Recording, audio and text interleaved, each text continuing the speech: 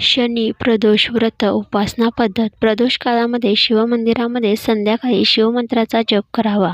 शनी प्रदोषाच्या दिवशी सूर्योदयापूर्वी उठावे आणि स्नान केल्यानंतर स्वच्छ वस्त्र परिधान करावे.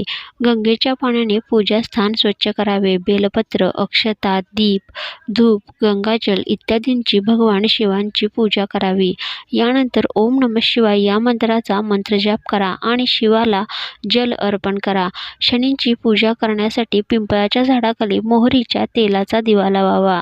शनिदेवांच्या मंदिरात दिवा लावावा. त्रयोदशीलाच हे व्रत सुरू करावे.